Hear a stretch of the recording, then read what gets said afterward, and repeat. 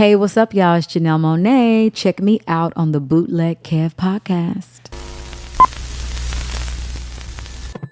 Bootleg Kev Show, special guest in here. Thank you for coming, Janelle Monáe. Thank you for having me, Bootleg. It's good to see you. Kev. Yes. I was telling you, this album that you have released, it just came. First of all, I heard you had a good time last night celebrating. I did. Great album. It feels like the summer. It feels like pool vibes. It feels like, barbecuing, water, alcohol, cannabis in the air. Yeah. Yeah. Ooh, well, thank you so much for listening. Yeah, I definitely have vacation vibes on my mind. I mean, you're also in the water on the cover. So there's that. It's all about being, I'm more like, I will say, I'm like water these days, That's what life, you gotta roll like that.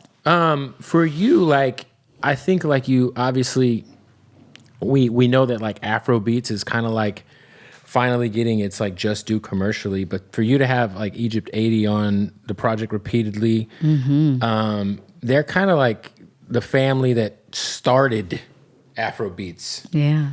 So I don't think a lot of people know that. Was that something like you consciously wanted to do, like kind of give them their light? Because I think that was pretty dope to have them on the album multiple times. No, Seun Kuti, who is the son, if you guys don't know, is the son of Fela Kuti, who is just legendary. The founder of Afrobeats. The founder of so much of the music that we love from the continent. And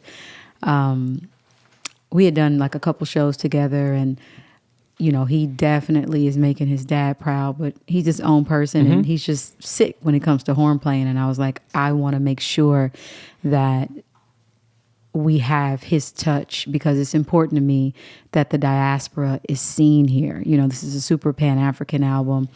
Blackness from every corner.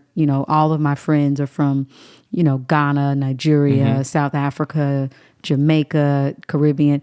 And it's beautiful when our music, North America, all of our music cultures can talk to each other. So that was important on this album, that you saw this melting pot of like appreciation and love for all things us. And it sounds like very good. Like it'd be like some people try to pull stuff in, and it's like it just sounds like it sounds great and organic. So I agree. Love the album. Thank you. Yo, I wanted to ask you, because obviously, are you from Kansas City, Kansas, or Missouri? Kansas City, Kansas, all day. Kansas. You better know it.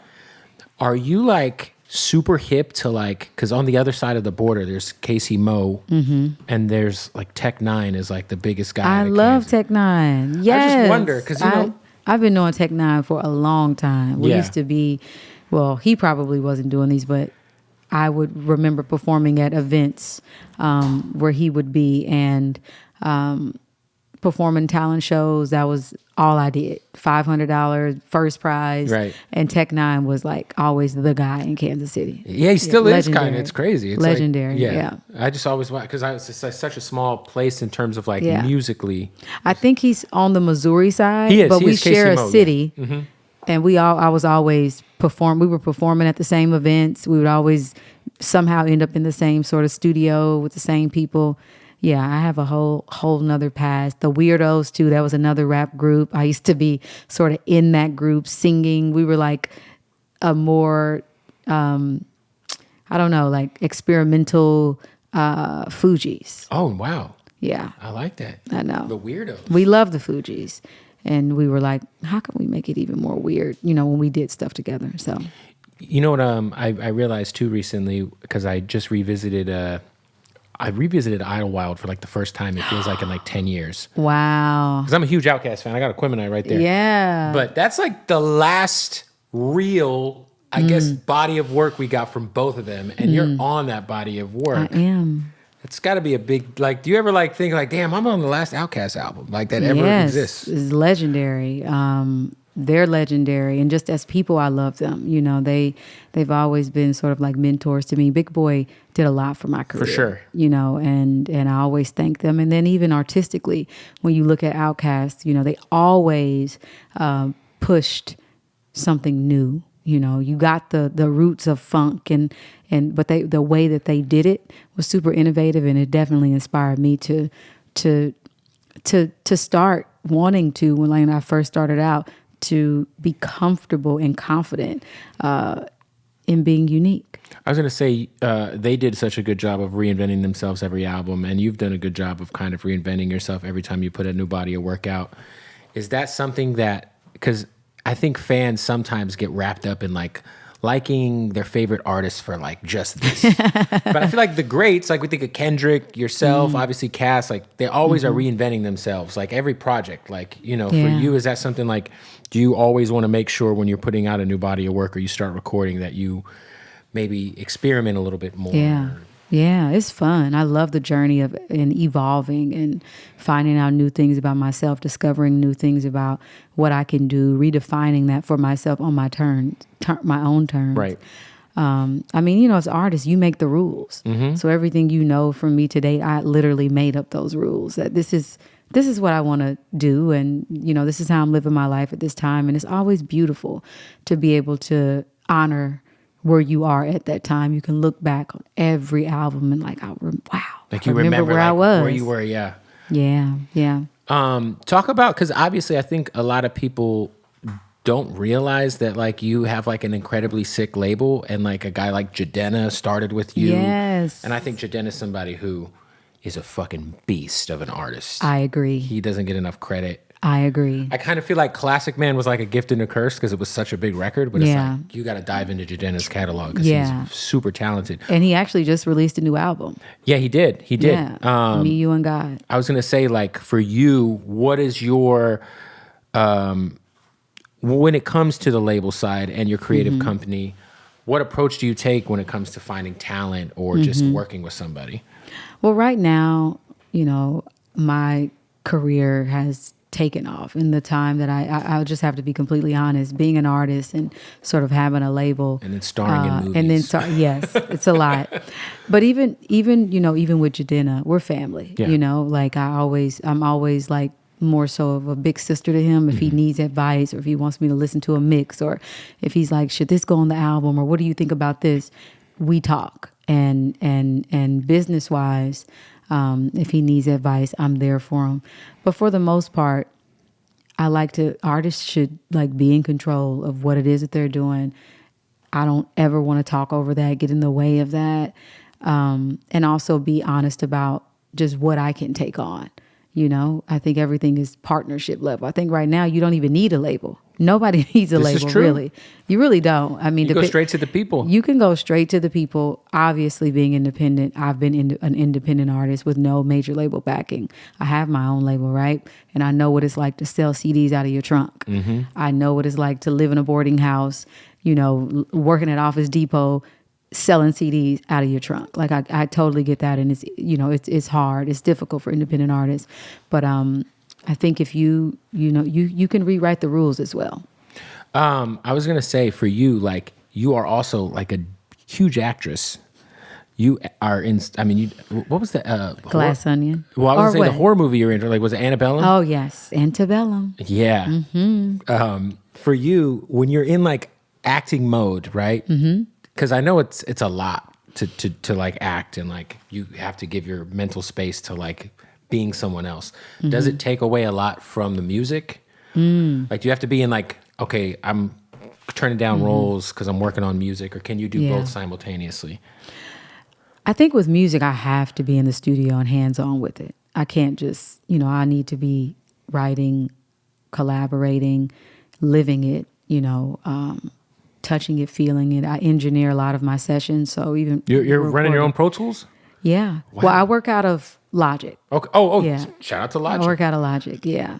And I can work out of Pro Tools, but I prefer to do Logic. But yeah, so just I need to be super hands-on with music, so I do have to say no sometimes to, roles that may come in, and sometimes that's difficult, but music has been so good to me. A lot of I think that I got a lot of my movie roles because of my music career, because people were able to see me and go into different characters. With Glass Onion, the movie I just got finished doing, Ryan Johnson said that. He was like, I saw that you can embody these different characters, and this is what we need in this movie. You know, it was because of your film for Dirty Computer and seeing you in your different music videos, and I was like, oh, she can do this. So I'm gonna always make time for music. Yeah. What was it like working on set with the Craig guy, the Daniel 007, Craig. Daniel Craig on Glass Onion? I love Daniel. I love. He's so humble. He's the best James Bond ever.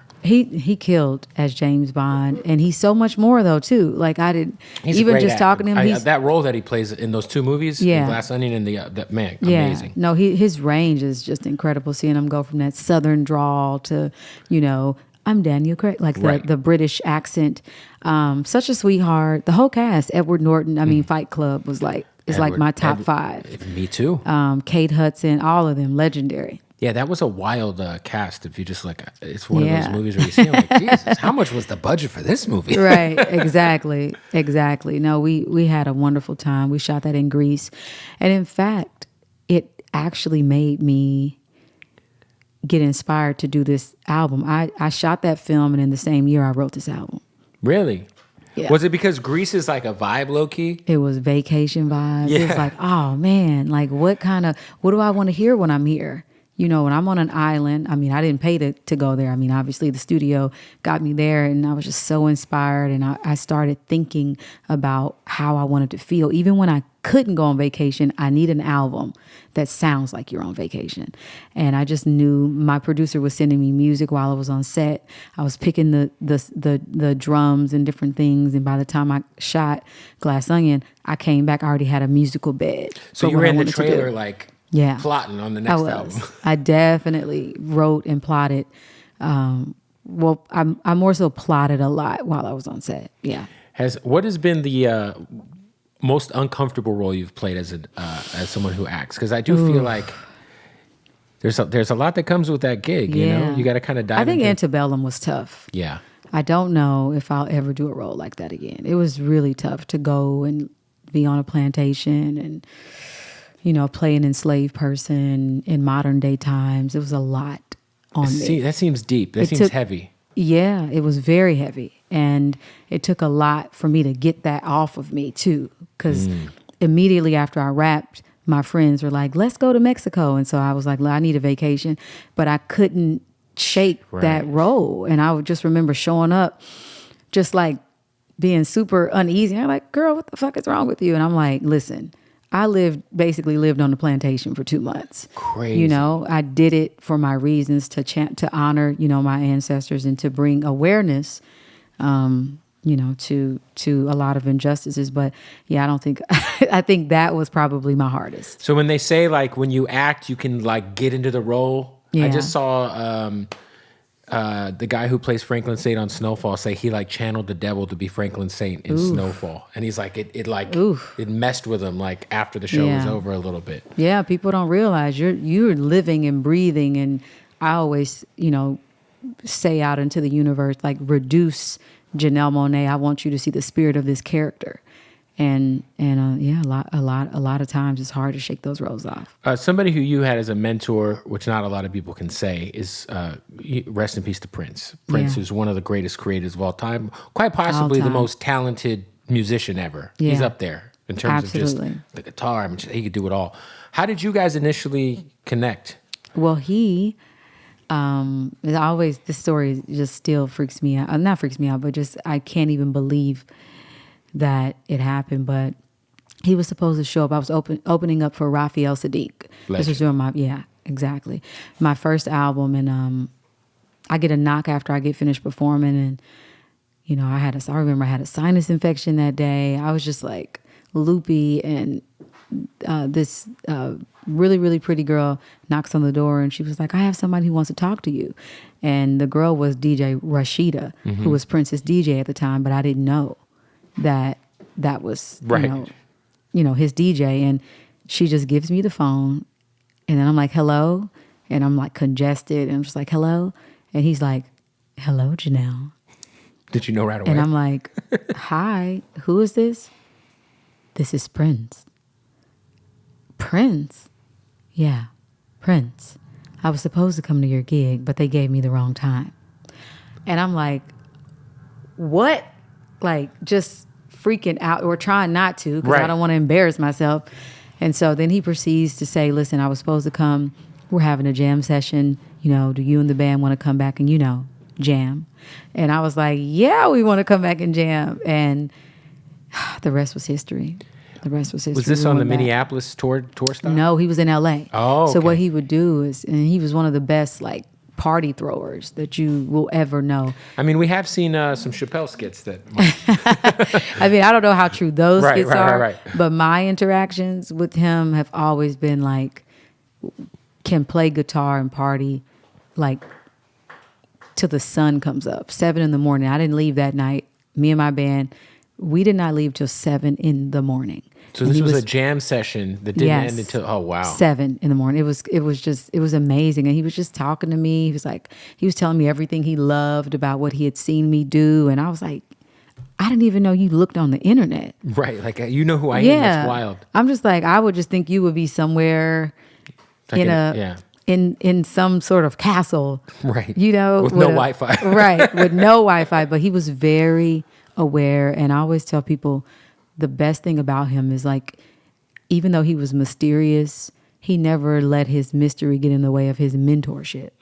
He was always like wanting to give advice and, you know, open up if you have any questions about the business, and didn't even charge me anything to be on my album. Give me the most you have 3 pretty serious mentors: Prince, Puff Daddy, Big Boy. Give me 3 lessons each of them taught you. Wow. Prince is like obviously like the blueprint for, you know, owning your, you know, like as an artist, not being afraid to fight for what you are owed on the business side of things. Right. And also creating a blueprint that felt so free, and you could do anything, you know, and just also speaking with him, he just always reminded me that musically there was nothing that I could not do.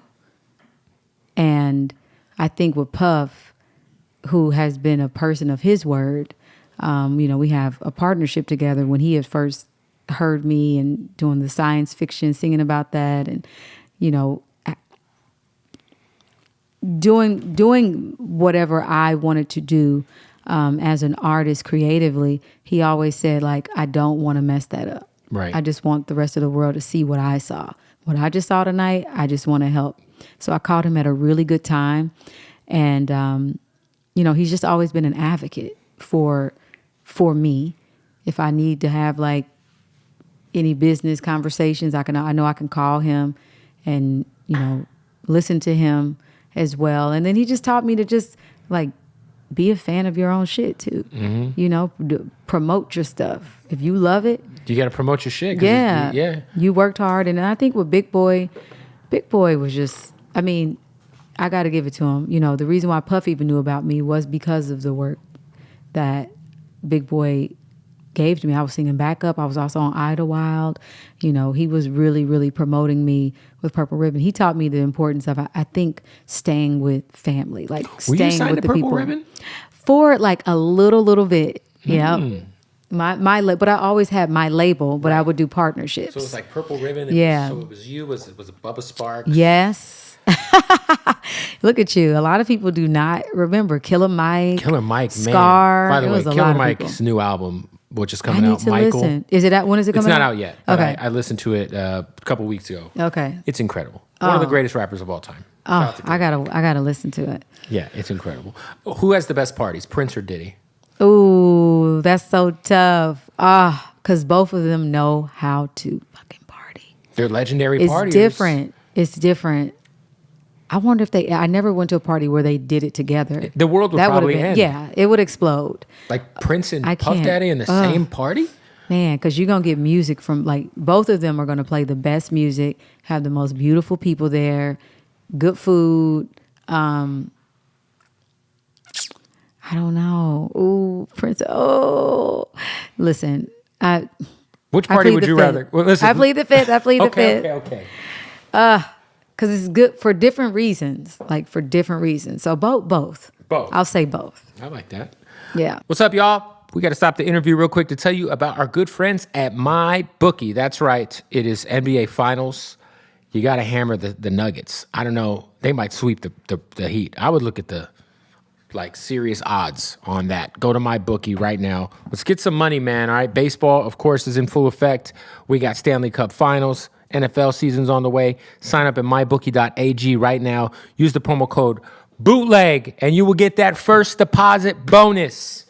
All right? Look, I don't care where you're at. You can go to mybookie.ag. Let's gamble on some sports. They got the casino. You can do live blackjack. You can do live roulette, craps. You could do all kinds of slots. And, of course, bet on the NBA Finals. Bet on the NHL Stanley Cup Finals. Is crazy. Shout out to the Vegas Golden Knights. That's what I'm rooting for. And, of course, baseball season, man. All right? So, look, right now, mybookie.ag. Use that promo code BOOTLEG and sign up. When you do use that promo code, they're going to give you a first deposit bonus straight to your account. Free money, all right? mybookie.ag. Go do that. Also, got to give a shout out to our family at Blue Chew. That's right, ladies and gentlemen. It's getting hot outside. That means, I don't know what that means. It's just hot. So I feel like when it's hot, people want to fuck more, right? So, fellas, if you're dealing with erectile dysfunction, it happens to the best of us, I'm sure. Maybe you are old. Maybe you are dealing with stress at work. Maybe you don't want to sleep with the same lady that you're married to over and over. Need a little extra motivation to get that thing stayed up. You know what I mean? Go to bluechew.com, use the promo code BOOTLEG, and they'll send it straight to your door. 3-month supply of Blue Chew for free. All right. Now, does Blue Chew work? Yes, it does. You're going to get a 3-month supply to be able to see for yourself. BlueChew.com, promo code BOOTLEG. Now, if you don't know what it is the same active ingredient as Viagra and Cialis, but in a chewable form, and you do not have to go to a doctor's appointment. All right? You do everything online. You don't have to go sit at a doctor's office and talk to some old man in a lab coat about your dick issues. Not necessary anymore in 2023. All right? So go to Blue Chew, sign up with that promo code BOOTLEG, get a month supply for free. Let's get back to the interviews. It's obviously Pride Month, and you are someone who's a non-binary person. Yeah. Thank you. I think that we are in like a weird area of like education when it comes to like people kind of being ignorant to what that means. And I think that like there are certain people who have a hard time adjusting to certain pronouns. And can you kind of just like because you also are, you're she/her is one of your pronouns, she, and then her, also they them, and free ass motherfucker. Free ass motherfucker is the most important one. Yes. For you though, like, can you kind of?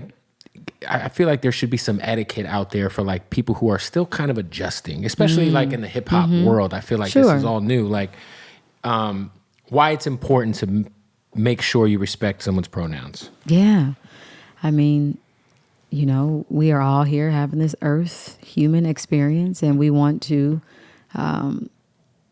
be happy in that and be happy in our identities. Even if I have this saying, embrace the things that make you unique, even if it makes others uncomfortable. And I just live by that. And my hope is that as we're having this earth experience, everybody can understand that we come from different walks of life. Some people are at different evolutions and discoveries on who they are. And just because you may not understand anything doesn't mean that you shouldn't respect it. Right. So I think in terms of me being non-binary, I think I was non-binary a long time ago. I just didn't have the language. And so it's important. That's why it's so important to even have certain words and a community putting, the words to how you're feeling. I mean, Prince said it best. I'm not a woman. I'm not a man. I'm something that you'll never understand. And I always identify with that word, with those words. Prince might have been the first non-binary pop artist. Listen. He might have been. Listen. So I feel all of me, I feel all of me. I honor all of me. And I see my spirit and me outside of the binary constructs of, I think that's what today. I think a lot of people don't understand what it means, right? It's like they can Google it. It's very definitely it's out there. The Google, as my older aunt would say. I always tell people too, like if you're so wrapped up on calling somebody the wrong thing because it makes you feel better, but it makes someone else feel bad about themselves. Yeah. It's like, how much of an inconvenience is it to like respect a word? Like, like you're not asking somebody to like do anything crazy. Like, just call somebody what they prefer to be called, because if you don't, it could potentially, make someone feel bad, Yeah. Yeah. Compassion. I think also education is important. Yeah. I think once we get more educated on what it means, and you really have conversations with folks, you will realize you may have more in common with them than you think. And my hope is that's why I love music. That's why I love art. That's why I love making it, because what I'm able to do and what we're able to do is bring people together. Right. And have these conversations at concerts. You're learning different things, and and I love, and Happy Pride. I don't know when this is coming out, but this is June. It'll be out.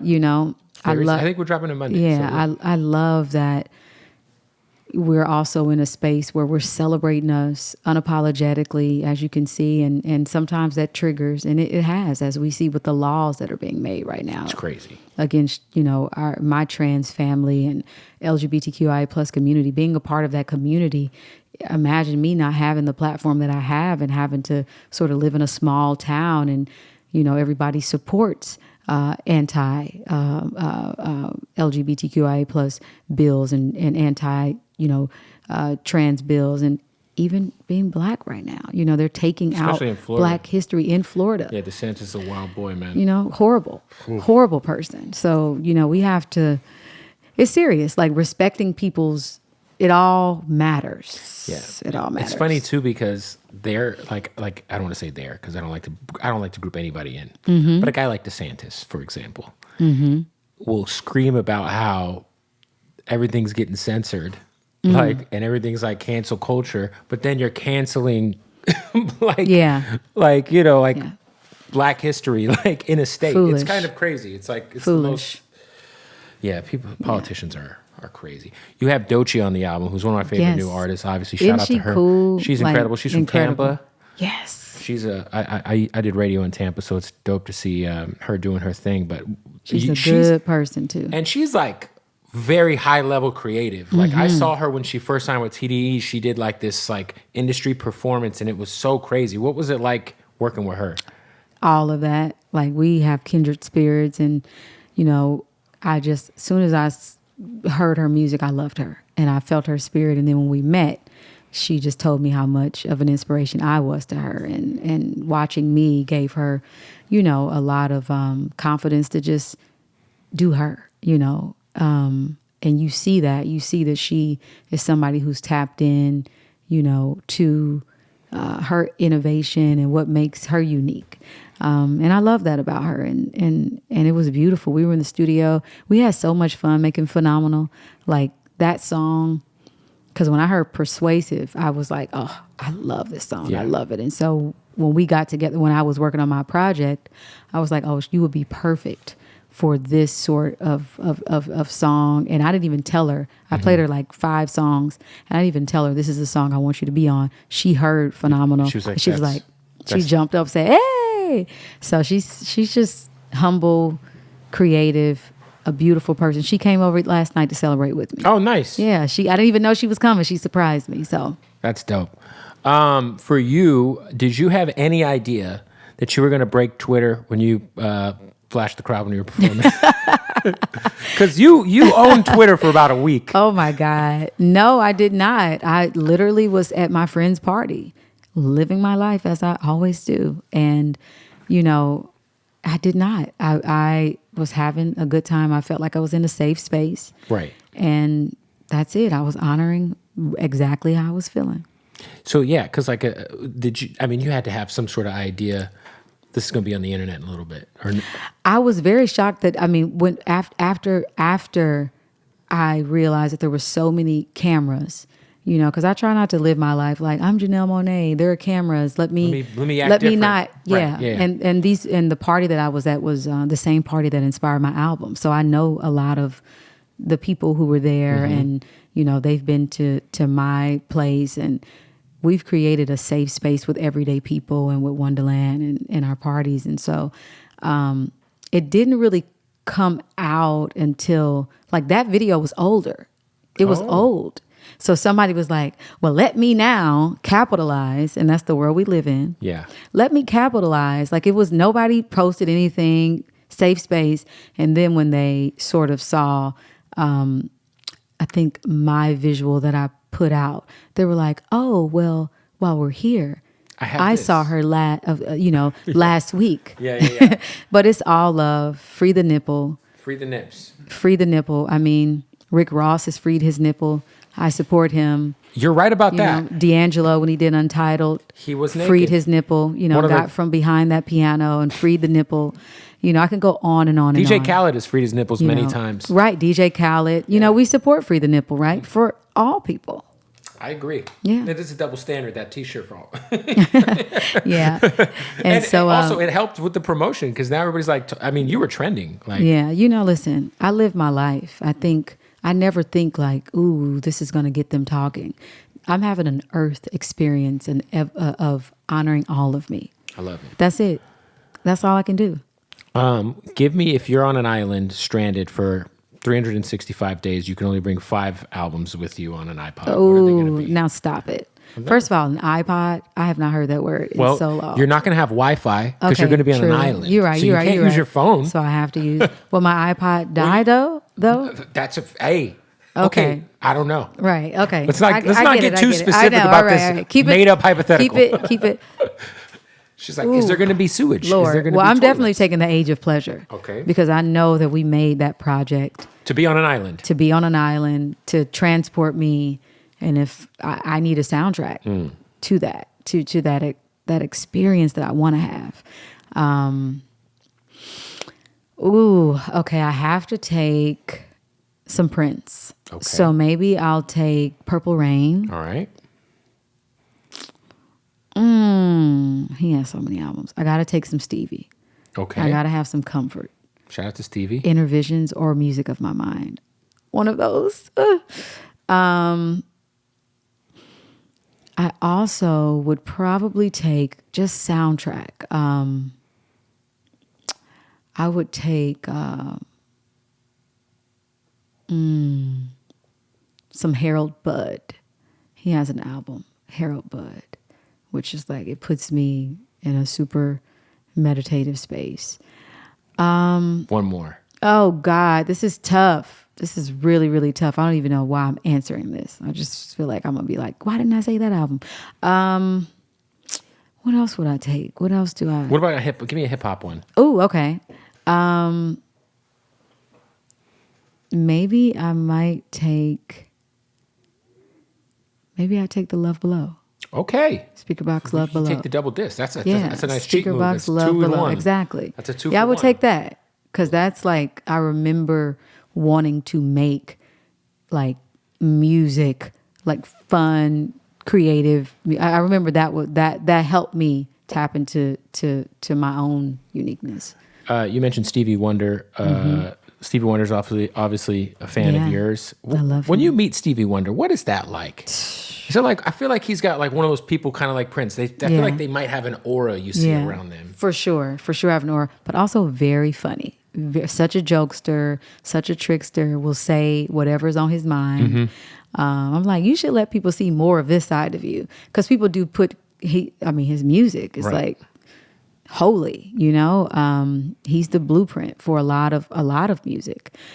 But just to like, he was on my last project, Dirty Computer, and I recorded him talking. We had just a conversation and we were just talking about all the heaviness. This is somebody who's lived in multiple generations, somebody who was here pre-integration and got a chance to usher in revolutions, with his music. And he just has stories that nobody has. Right. Yeah, he probably does. There's not a lot of people who are walking this earth who can tell stories like him. Yeah, just a beautiful spirit, and I love him. All right, so the album is out. Everybody go get it. Age of Pleasure. Did we talk about how I did the album? How'd you do it? Okay, so my friends that I was talking about, that same party, Everyday People, they could not find a spot, and so I offered our spot, Wonderland. in LA. We have a spot in Atlanta and now in LA. These are like creative spaces? Yeah, Okay. creative space, studio, indoor, outdoor vibes. Right. And I offered our spot and I was like, let's do like maybe 100 people, test everybody. It's during the pandemic. And the people who were at the party, again, most beautiful brown and black people from all over the globe, from Africa, South Africa, Ghana, Nigeria, Jamaica, the Caribbeans, New York, LA, Midwest, like all of us together in a safe space. And in the pandemic, when you hadn't been around people, reintegrating, It was super weird. it was just like, but it was like, oh, this is life. Like, this is what we fight to protect. Right. This is what we're missing. That's what we're You missing. don't realize you're missing it until you're sitting at until home you, by and I was like, yourself. okay, I know I want to make a soundtrack. I want to make a soundtrack to this lifestyle because I want to see that joy. I oftentimes, our safe spaces are police come in, shut it down. Right. And to see us having that joy, complete strangers, getting to know each other, feeling so free, was something that I only dream of and I always want for everybody. And so I just started making the music for the parties. That was it. I told my DJ, don't say it's me.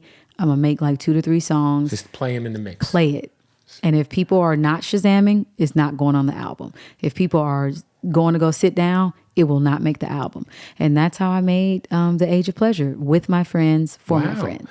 Got to stop the interview to tell you about our family at Odd Socks. That's right, the most comfortable socks in the world, ladies and gentlemen. Go to oddsocksofficial.com. Use the promo code Bootleg Kev or Bootleg. Both promo codes work. You'll save 20% out at checkout. 20% off. These are the Odd Socks basics, all right? Now, you can get like a pack of all black, pack of all whites. Of course, they got all kind of crazy licenses. WWE, Cheech and Chong. They got Teenage Mutant Ninja Turtles. They got SpongeBob SquarePants, bruh. Look, they got the SpongeBob SquarePants Krabby Patty draws. Yeah. Now, you don't want crabs, but you do want Mr. Krabs underwear because these are fire. All right. So look, go to oddsocksofficial.com right now. Use that promo code Bootleg. Save 20% off at checkout. And listen, trust me when I say most comfortable socks you'll ever put on your fucking feet and the most comfortable boxer briefs. What are we talking about, man? All right. Oddsocksofficial.com, promo code Bootleg. Save 20% off at checkout. Great gift. And just treat yourself. All right. Also, got to shout out to our family at King Palm. Now, if you guys don't know about King Palm is all natural, baby. Yes, all right? We're talking about the leader when it comes to tobacco-free, natural, organic leaf wraps. If you're a smoker, a toter, a straight West Coaster, you know what I'm saying? Whatever you're into, King Palms, they got it for you. What's great about these are like one of the best products that they sell. Now, this is a terpene-infused, tobacco-free leaf. And what's dope is you stuff your flower into it, and then you press on the thingy, you know what I'm saying? And then you got flavor. I'm going to show you what it looks like when it's stuffed with some great tree from Hardin, of course. Ah, look at that. Right? Get that thing stuffed up. The tip has got that flavor in it. Wherever you're at, man, make sure you check out the, they got the smoke shops. They got those on lock. They got 7-Elevens on lock. We only smoking out of King Palms, baby. You already know what it is. And if you go to kingpalms.com, kingpalm.com, and you use the promo code BootlegKev, you will save 50% off at checkout, half off at checkout, 50% off if you go to kingpalm.com and use that promo code. The promo code is down below. Go run it up. Try some of these flavors too, man. The peach pineapple, the strawberry shortcake. They just got so much going on. There's also all kind of dope smoking accessories you can get half off, y'all. What are we talking about? Save 50% off. kingpalm.com, promo code below. It's either Bootleg or Bootleg Kev. These promo codes got my head hurt. Try both of them, all right? One of them will get you 50% off, goddammit. Anyway, let's get back to the interview. So you were testing out records in real time. Yeah. Without anyone knowing, that's what was going on. Without people knowing, and I was just in the corner with a drink, like, oh my God, what are people? Yeah, and then I tested all my songs: Float, Water Slide, Champagne Shit, Lipstick Lover, just like that, and it feels really good to be able to sort of have it out because I've been living with it for so long. Me and my friend, that's a great way to I mean, it's the same way like when people go try to they're in Atlanta, they go to the strip club to try to test a record. It's like you want to see how people react in real time because the right people. I got super specific about that too because oftentimes they're like, we want everybody, and I was like, no, let me get specific. If my friends fuck with it, that's it. That's and it's like a genuine reaction. If they don't know what it is or know that it's you, exactly, you'll be able to see like an unbiased. Yeah, exactly. That's pretty great. How many songs didn't get Shazammed? Maybe a couple. We will not talk about them. We'll develop those and maybe they'll become something. But I'm so proud of what we've been able to do. And shout out to Nate Rocket Wonder and Sensei Bueno and Nana Kwabena. They were with me providing that safe space. As I evolve. And they kept the fun in it because I was like, I have to make sure that when I'm in the studio, I'm not overthinking.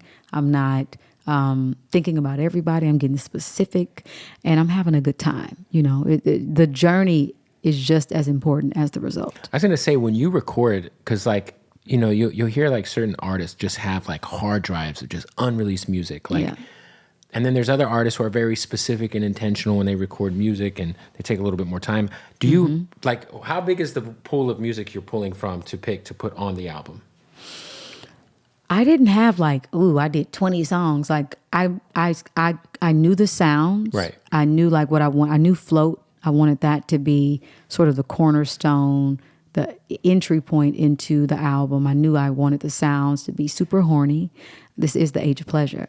I knew that I wanted to, because we were listening to Afro beats at the parties. We were listening to reggae, Caribbean. We were listening to Amapiano. We were listening to all of that. So that naturally seeped over into the sounds. So once I knew the musical bed, I then would take themes like Lipstick Lover, for instance. That's really, really, really my life, being the person to either put lipstick on somebody's neck or somebody put lipstick on my neck. And I was like, that's a song. I looked in the mirror, saw the red prints. That's a song. That's a song. Yeah, that's it. You write about those things that happen. So once I got specific about, again, who it was for, how I wanted people to feel, it was easy. It was like water. So you'll go from just an idea of like looking in the mirror, seeing lipstick and be like, okay, there's a song I got to make. Yeah. Oh, well, speaking of, instead of doing 20, 50 songs, I actually have a spreadsheet where I wrote down 50 concepts. Oh. Between 50 and 80 concepts. So it'll be like a spreadsheet of like ideas like that. Yeah. And you'll be like, you know what? I feel like I can go somewhere with this. So. Yeah.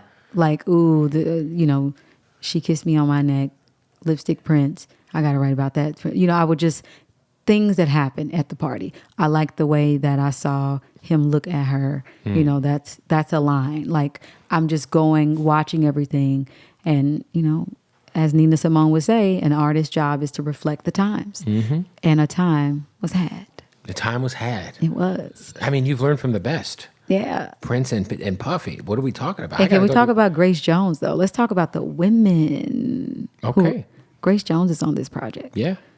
I mean, she taught me so much. Even as I'm on my own journey of honoring all of me, she's done a lot of what I've already done in her own way. And so it was just great to have her in the studio. I spent 72 hours with her. Wow. And she recorded a lot of stuff. And so you have her on there speaking French. You have Nia Long. I was going to ask, the Nia Long that's on the album is the Nia Long.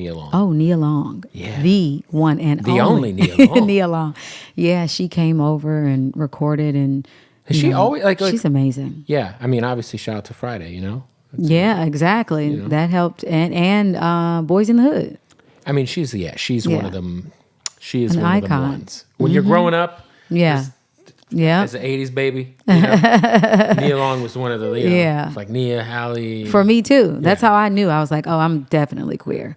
Yeah. Nia Long is my girlfriend in my head. So did Nia Long, was she the one who made you realize you were attracted to women?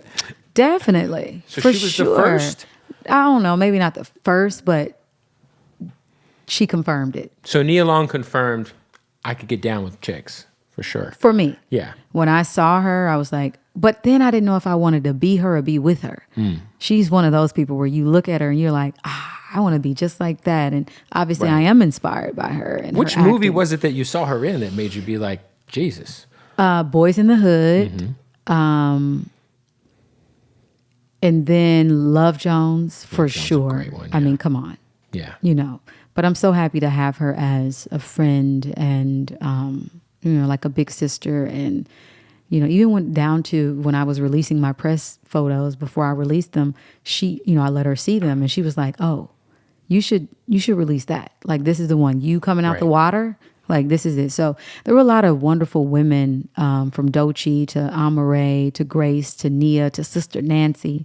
Which is dope. I was going to say it's Like- also dope to see Sister Nancy because obviously Sister Nancy's an OG. OG. Let's talk Super about OG it. in the reggae world. Like, man, like what is the, like, how do you get a hold of Sister Nancy?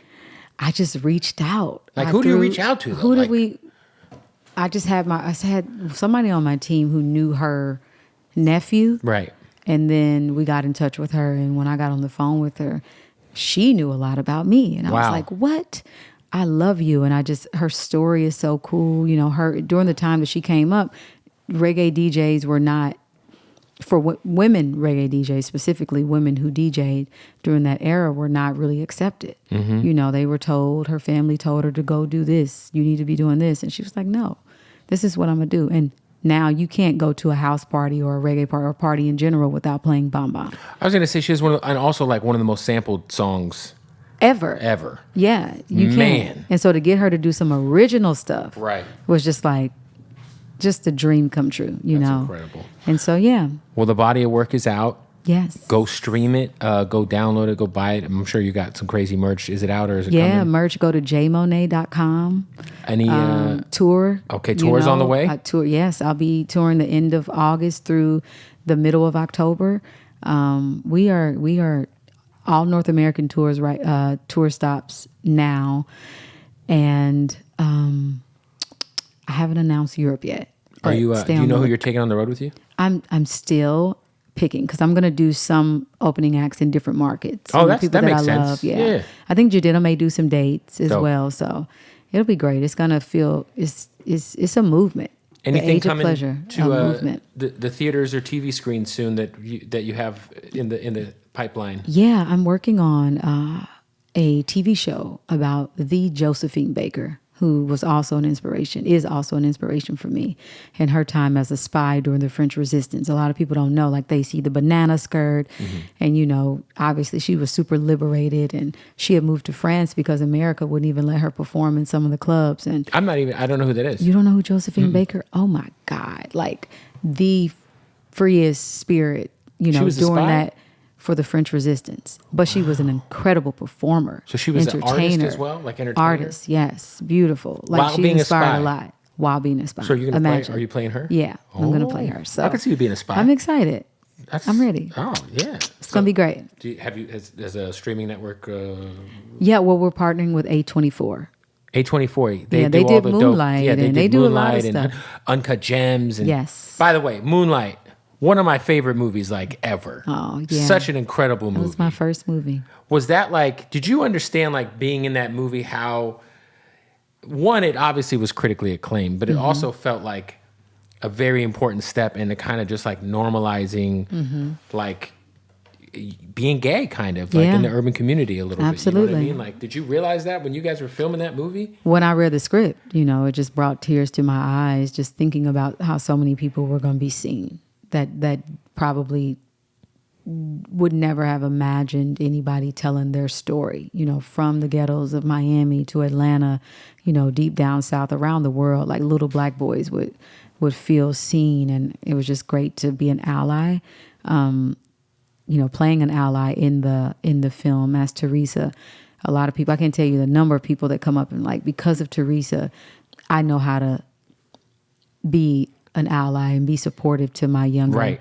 you know, sibling or cousin or, you know, younger person in my life. And so, yeah, I didn't know that it just meant something to me. And Right. so I'm happy it meant something to a lot of other people Because too. it did win Movie of the Year, right? At the Oscars, Yeah, it got, film of movie of the year, or what do you call it? Is it?